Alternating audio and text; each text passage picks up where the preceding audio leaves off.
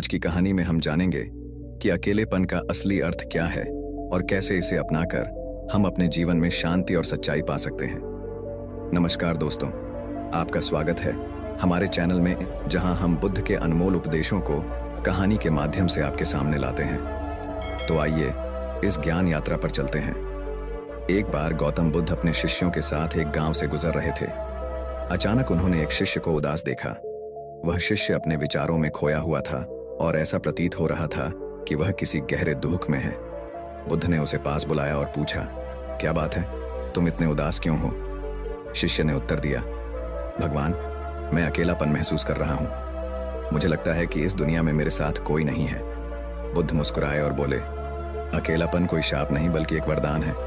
जब हम अकेले होते हैं तब हम अपने भीतर झांकने का अवसर पाते हैं। शिष्य ने आश्चर्य से पूछा, लेकिन भगवान, अकेलापन तो दुखदाई होता है। बुद्ध ने समझाया, दुखदाई तब होता है जब हम इसे समझ नहीं पाते। जब हम अकेले होते हैं तो हमें अपने मन की गहराइयों में जाने का अवसर मिलता है। यह वही समय है जब हम अपने सच्चे स्वभाव को पहचान सकते हैं। अकेलापन हमें अपनी असली पहचान से जोड़ता है। यह हमें सिखाता है कि हम केवल इस शरीर और मन से अधिक हैं। शिष्य ने कहा, तो इसका मतलब है कि हमें अकेलेपन से भागना नहीं चाहिए? बुद्ध ने उत्तर दिया, हाँ, हमें अकेलेपन से नहीं डरना चाहिए। हमें इसे स्वीकार करना चाहिए और इसे अपने आत्मज्ञान का माध्यम बनाना चाहिए।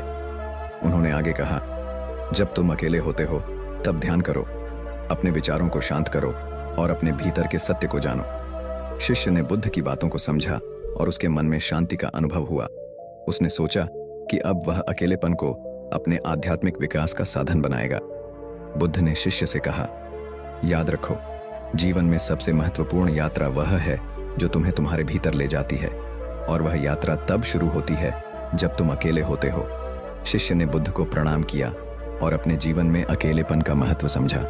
हम आशा करते हैं कि इस कहानी से आपने अकेलेपन और आत्मज्ञान का सही महत्व समझा होगा। अगर आपको यह कहानी पसंद आई तो हमारे चैनल को सब्सक्राइब करें और इस वीडियो को लाइक और शेयर करना न भूलें। हमारे साथ इस ज्ञान यात्रा पर बने रहें। धन्यवाद।